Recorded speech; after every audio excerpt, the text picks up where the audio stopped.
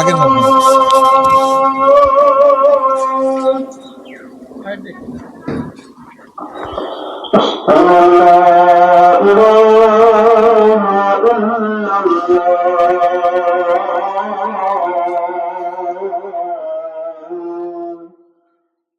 হ্যাঁ শোনেন, আমরা তাহলে চলে এসেছি আমাদের মহকুমার সর্বপ্রাচীন মসজিদ পাগালু বসুনিয়ার মসজিদে।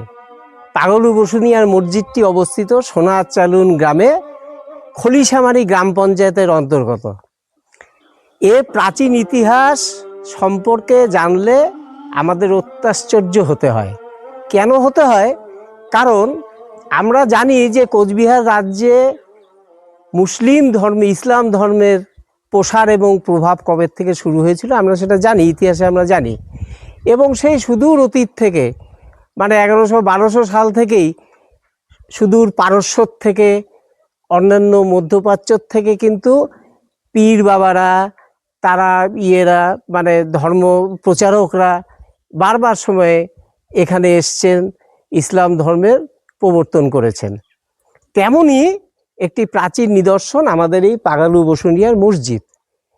পাগালু বসুনিয়ার মসজিদ তৈরি, তার পিতা ছিলেন জ্ঞানটা বসুনিয়া, তাই তো? জ্ঞানটা বসুনিয়া এই গ্রামেরই বাসিন্দা, জ্ঞানটা বসুনিয়া। মসজিদটি কবে প্রতিষ্ঠা হয়েছিল? ইতিহাস বলে এই মসজিদ অরঙ্গজেবের সময় এই মসজিদটি তৈরি হয়েছে 1656 থেকে 1707, মানে 50-60 বছর উনি রাজত্ব করেছিলেন, নবাব ছিলেন। সেই সময়ে এই মসজিদটি প্রতিষ্ঠা হয়েছিল। তার মানে এটির বয়স হচ্ছে 350 বছরের কাছাকাছি। এই প্রাচীন মসজিদের একমাত্র সমকক্ষ হচ্ছে সব থেকে প্রাচীন। তারপরে আরো অনেক মসজিদ আছে আমাদের মহকুমায়। তার মধ্যে উল্লেখযোগ্য যেরকম লালবাজারের খাঁ সাহেবের মসজিদ, ডাঙ্কোবার মসজিদ, মাথাভাঙ্গা শহরে জামে মসজিদ, এগুলোর মধ্যে সর্বাপেক্ষা প্রাচীন এবং ঐতিহাসিক হচ্ছে আমাদের এই পাগালু বসুনিয়ার মসজিদ। এই দেখো, একদম ইন্দো পারসিক যে রীতি, সেই ইন্দো পারসিক রীতিতেই কিন্তু এই মসজিদটি তৈরি হয়েছিল। এই যে গম্বুজ, এই যে খিলানগুলো, এই যে খিলান গম্বুজ, এগুলো সব কিন্তু এই যে প্রাচীন যে ইসলাম ধর্মের যে আদর্শ অনুকরণ, সেই অনুকরণেই নির্মিত। প্রত্যেকটা মসজিদেই তো ওরকম গম্বুজ থাকবে। গম্বুজই তো আসলে তো স্বর্গের সঙ্গে, মানে এর সঙ্গে কি বলবো,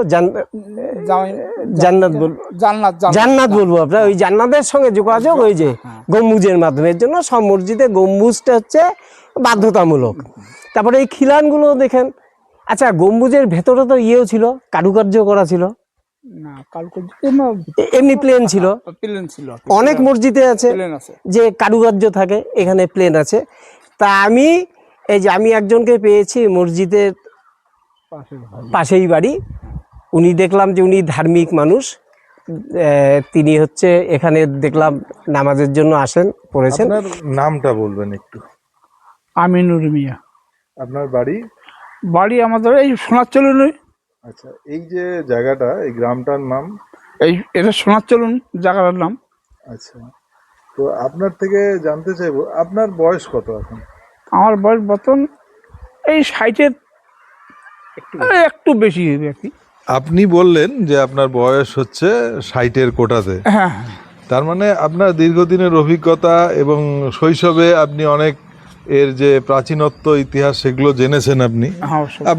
আপনাদের তো এখানে মানে বাপ ঠাকুরদাও এই গ্রামে? ঠাকুরদা এখানে আমার এই মসজিদে চলে গেল। আচ্ছা, তাহলে তাদের থেকে অনেক কিছু আপনি জানেন।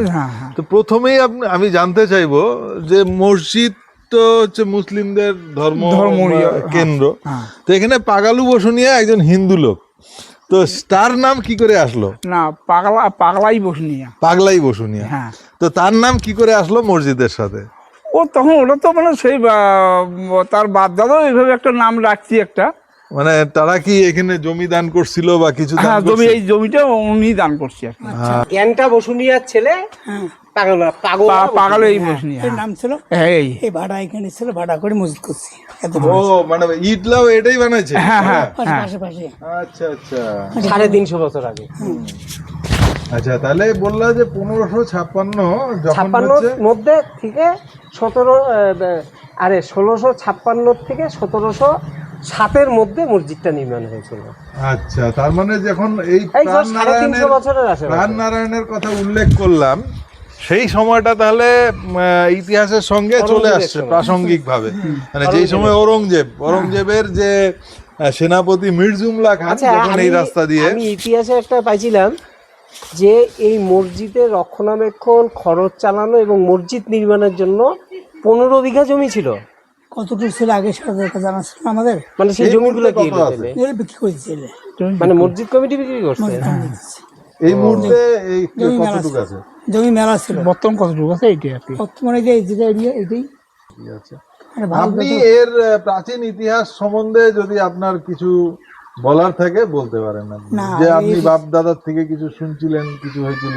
না, এটা কোনো বড় আমাদের আমার বাপ দাদা সেরা সেরা আমাদের বাপ দাদা সেরা বলতে পারতো, আচ্ছা, আমাদের সেরা অত ঠিক আছে, ধন্যবাদ। আপনাদের পেলাম এখানে, যতটুকু বললেন তার জন্যই ধন্যবাদ।